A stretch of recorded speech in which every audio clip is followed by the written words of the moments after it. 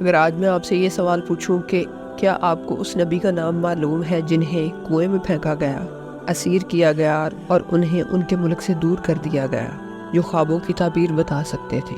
تو اکثر کا جواب ہوگا کہ حضرت یوسف علیہ السلام۔ آج ہم جس نبی کے بارے میں بات کریں گے ان کے ساتھ یہ سارے واقعات پیش آئے، لیکن وہ حضرت یوسف علیہ السلام نہیں تھے۔ بسم اللہ الرحمن الرحیم، السلام علیکم، ویلکم ٹو اسٹوری ویڈز۔ آج ہم جس نبی کے بارے میں بات کریں گے ان کے ساتھ یہ بیان کیے گئے تمام واقعات پیش آئے۔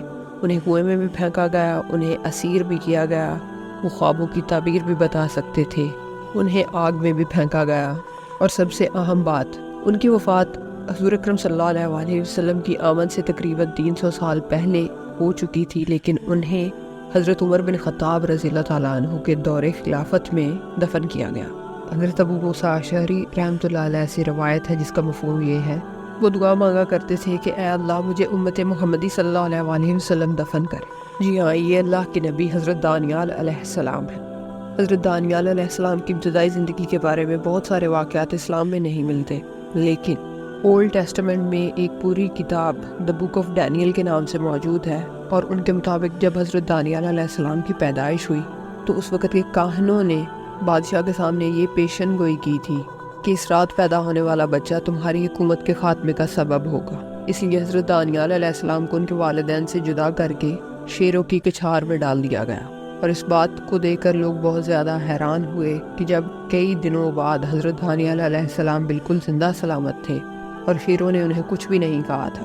جس وقت حضرت دانیال علیہ السلام پیدا ہوئے ان کے دور میں اور بھی انبیاء اس وقت موجود تھے، اور اولڈ ٹیسٹمنٹ کے مطابق حضرت یرمیہ علیہ السلام، حضرت زکریا علیہ السلام، حضرت حزقیل علیہ السلام ان کے ہم عصر تھے۔ آپ علیہ السلام اس وقت جوان تھے جب بخت نصر نے یروشلم پر حملہ کیا۔ اس کے حملے کی وجہ بھی یہی بیان کی جاتی ہے کیونکہ اس وقت بنی اسرائیل بہت زیادہ گمراہی میں چلے گئے تھے، جس کی وجہ سے انہیں بخت نصر کے ذریعے ذلیل و رسوا کیا گیا۔ بخت نصر نے بہت زیادہ تباہی مچائی، اس نے حضرت سلیمان علیہ السلام کا ہیکل بھی تباہ کیا، اور وہ تابوت سکینہ کی بھی اس نے بے حرمتی کی، اور تابوت سکینہ کو وہ اپنے ساتھ لے گیا۔ اس سے پہلے بھی تابوت سکینہ ایک مرتبہ ان سے چھن چکا تھا، اور یہ حضرت داؤد علیہ السلام کے آنے سے پہلے کی بات ہے۔ عملیکی لوگ تھے، وہ جاتے ہوئے ایک تو انہوں نے تباہی مچائی، اور دوسرا وہ جاتے ہوئے تابوت سکینہ اپنے ساتھ لے گئے، لیکن تابوت سکینہ کو لے کر جانے کی وجہ سے وہ آفات کی زد میں آ گئے۔ یہ ان کا خیال تھا، ان کے اندر طاعون کی بیماری پھیل گئی، اور جس جگہ تابوت سکینہ کو رکھا جاتا یا تو وہ گر جاتی یا وہاں پہ آگ لگ جاتی، اس لیے ان لوگوں نے تابوت سکینہ کو بیل گاڑی پہ رکھا اور جنگل کی طرف پھانک دیا، جو بعد میں حضرت شموئیل علیہ السلام جنہیں سیموئیل بھی کہا جاتا ہے ان کی پیشن گوئی پر تابوت سکینہ انہیں واپس مل گیا تھا۔ لیکن بخت نصر کے بارے میں جب اس نے یروشلم کو تباہ کیا تو کہا جاتا ہے کہ لوگوں نے تابوت سکینہ کو چھپا دیا تھا تاکہ بخت نصر اسے نقصان نہ پہنچا سکے، لیکن چونکہ بہت زیادہ لوگوں کا قتل عام ہوا تھا اس لیے بعد میں تابوت سکینہ کسی کو بھی نہیں ملا، اور آج تک اس کی تلاش جاری ہے۔ بخت نصر کی مچائی گئی تباہی کا اندازہ اس بات سے لگایا جا سکتا ہے کہ یروشلم میں اس وقت تقریباً 40,000 علماء موجود تھے، اور بہت سا قیمتی خزانہ کتابوں کی شکل میں موجود تھا۔ علماء کو اس نے قتل کروا دیا اور کتابوں کو اس نے آگ لگوا دی، جس میں تمام مذہبی نسخے بھی شامل تھے، اور بیان یہی کیا جاتا ہے کہ اس وقت تورات کا ایک بھی نسخہ باقی نہ بچا سوائے اس نسخے کے جو تابوت سکینہ کے اندر محفوظ تھا۔ املاک جلانے اور لوگوں کو قتل کرنے کے بعد اس نے جوان لوگوں کو اپنا اسیر بنا لیا، 70 سے 75,000 یہودیوں کو اسیر بنا کر بابل لے آیا۔ بابل لانے کے بعد اس نے تمام اسیران کو رئیسوں میں تقسیم کر دیا، اور وہ ان کے غلاموں کے طور پر وہاں پر رہنے لگے، اور انہی قیدیوں میں حضرت دانیال علیہ السلام اور ان کے 4 ساتھی بھی تھے۔ حضرت دانیال علیہ السلام کی شخصیت ایک سحر انگیز شخصیت تھی، اب بہت ذہین اور قابل تھے، دیکھنے والا آپ سے پہلی نظر میں ہی متاثر ہو جاتا تھا۔ یہی بخت نصر کے ساتھ ہوا، وہ آپ سے متاثر ہوا تو یہ بات اس کے درباریوں کو اچھی نہ لگی، وہ ایسی باتیں حضرت دانیال علیہ السلام سے متعلق بادشاہ کے کانوں میں ڈالنے لگے کہ جنہیں سن کر بادشاہ کو غصہ آیا، اور اس نے آپ کو اور آپ کے 4 ساتھیوں کو جیل میں ڈلوا دیا۔ کچھ عرصہ گزرنے کے بعد بادشاہ نے ایک عجیب و غریب قسم کا خواب دیکھا۔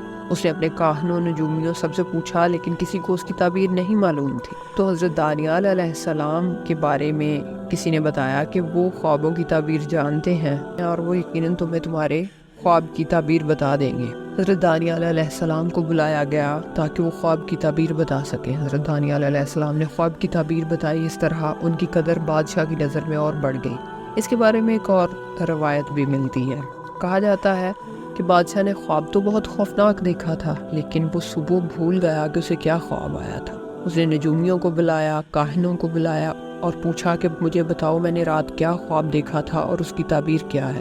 کاہنوں اور نجومیوں نے کچھ اس طرح جواب دیا کہ ہمیں کیسے معلوم ہو سکتی ہے اس بات کی تعبیر جس کا ہمیں خواب ہی نہیں پتا۔ تو پھر ایک شخص نے کہا کہ جیل میں ایک آدمی ہے جس کا نام حضرت دانیال علیہ السلام ہے، وہ خوابوں کی تعبیر کے بارے میں جانتے ہیں، آپ ان سے پوچھیں۔ حضرت دانیال علیہ السلام کو بلایا گیا، آپ نے اس کو اس کا خواب بھی بتایا اور اس کی تعبیر بھی بتائی، اور اس طرح انہیں بادشاہ کے دربار میں ایک اعلیٰ مقام سے نوازا گیا۔ لیکن خواب کی تعبیر بیان کرنے سے پہلے ایک عجیب واقعہ پیش آتا ہے۔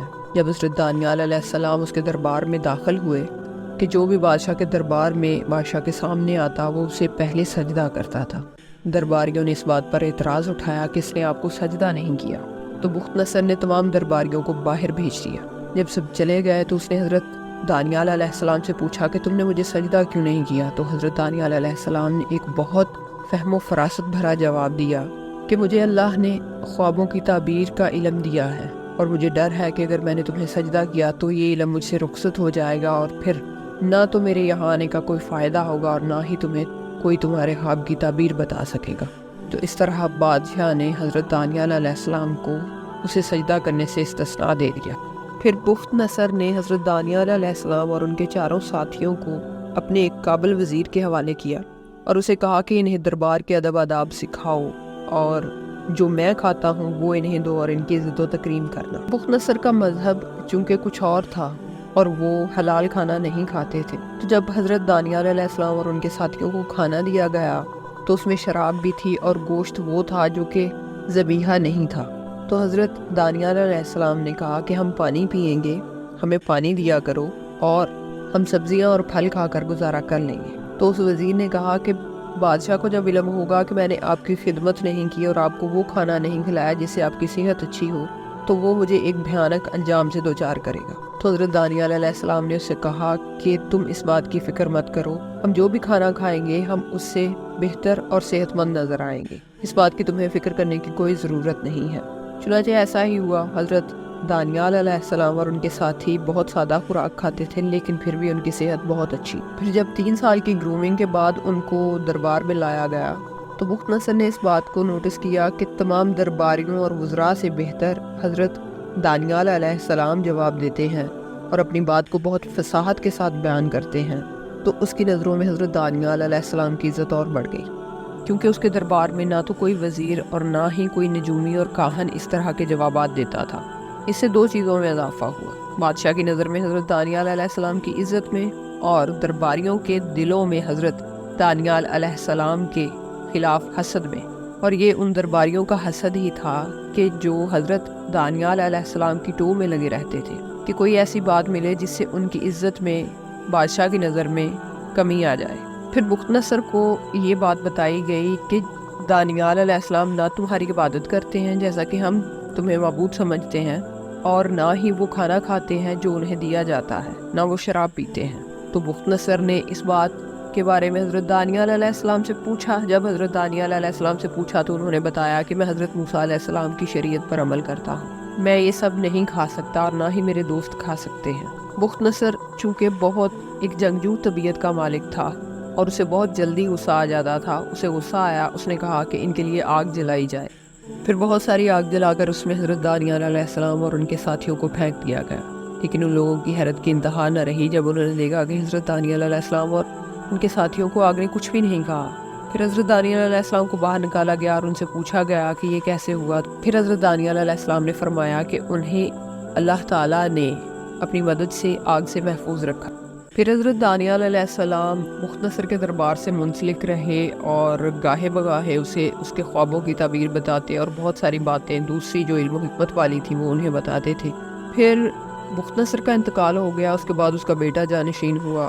اس کی عادات و اطوار عجیب و غریب قسم کی تھیں، اور پھر اس نے ایک دن سارے شہر کی دعوت کی اور یروشلم سے لائے گئے مقدس ترین برتنوں میں اس نے شراب ڈال کر پی اور وہیں پر غائب سے ایک ہاتھ نمودار ہوا اور اس نے کچھ دیوار پر لکھا جس عبارت کو سوائے حضرت دانیال علیہ السلام کے کوئی اور نہ پڑھ سکا۔ اور اگر آپ کو یاد ہو تو نوشتہ دیوار یعنی رائٹنگ آن دا وال، یہ کہاوت اسی واقعے سے جڑی ہوئی، اور اس عبارت کا مطلب کچھ اس طرح بیان کیا جاتا ہے کہ اس دیوار پر لکھا تھا کہ تمہارے باپ کو بادشاہت دی گئی، تمہیں بھی دی گئی، تمہیں بادشاہت دے کر آزمایا گیا، لیکن تم اس پر پورا نہیں اترے، اس لیے تمہاری بادشاہت کا عنقریب خاتمہ ہو جائے گا۔ اور پھر ہوا کچھ یوں کہ اس شخص کی بادشاہت کا اس پیشن گوئی کہ چند ہی دن بعد خاتمہ ہو گیا۔ فارس سے ایک شخص جس کا نام سائرس تھا وہ بابل پر قابض ہوا، اور اس شخص کو تاریخ میں سائرس دی گریٹ کے نام سے جانا جاتا ہے، کیونکہ اس نے بنی اسرائیلیوں کی 60 سالہ اسیری کا خاتمہ کیا اور انہیں اجازت دے دی کہ وہ اپنے ملک واپس جا سکتے ہیں۔ لیکن اس کے پیچھے بھی ایک واقعہ کار فرما ہے۔ حضرت دانیال علیہ السلام چونکہ اللہ کی عبادت کرتے تھے، وہ دن میں 3 مرتبہ بیت المقدس کی طرف منہ کر کے اللہ کی عبادت کیا کرتے تھے، اور سائرس چونکہ زرتشت مذہب کو مانتا تھا جسے ہم پارسی مذہب کے نام سے جانتے ہیں۔ قاصدوں کی دربار میں کمی نہیں تھی، انہوں نے یہ بات سائرس کے کان میں ڈال دی کہ حضرت دانیال علیہ السلام اللہ کی عبادت کرتے ہیں۔ تو اس نے حضرت دانیال علیہ السلام کو بلایا اور پوچھا۔ حضرت دانیال علیہ السلام نے کہا، ہاں میں ایک اللہ کو مانتا ہوں اور اسی کی عبادت کرتا ہوں۔ تو سائرس نے غصے میں آ کر حضرت دانیال علیہ السلام کو بابل کے ایک کنویں میں پھینکوا دیا جہاں پر پہلے سے بھوکے شیر موجود تھے۔ اس کنویں کو ہم چاہے بابل کے نام سے بھی جانتے ہیں۔ اس کنویں میں حضرت دانیال علیہ السلام 5 دن تک رہے، مگر شیروں نے حضرت دانیال علیہ السلام کو کچھ نہ کہا، کیونکہ انہوں نے اپنی حفاظت کے لیے اللہ تعالیٰ سے مدد مانگی تھی۔ اور جب 5 دن کے بعد انہیں اس کنویں سے نکالا گیا تو سائرس بھی آپ کی عزت و تکریم کرنے لگا۔ اسی واقعے کے بعد انہوں نے آپ کی قوم کو اجازت دی کہ وہ اپنے وطن لوٹ جائیں، اور اس طرح یہودی اپنے وطن یروشلم واپس لوٹ آئے۔ حضرت دانیال علیہ السلام نے اولڈ ٹیسٹمنٹ کے مطابق 80 سال کی عمر پائی اور انہیں حامان نامی ایک شخص نے شہید کیا۔ اب آ جاتے ہیں اس بات کی طرف کہ مسلمانوں نے کیسے ان کی تدفین کی، انہیں ان کی میت کہاں ملی۔ تو ابو العالیہ ریاحی رحمۃ اللہ علیہ کی ایک روایت یہاں پر بیان کرنا بہت ضروری ہے۔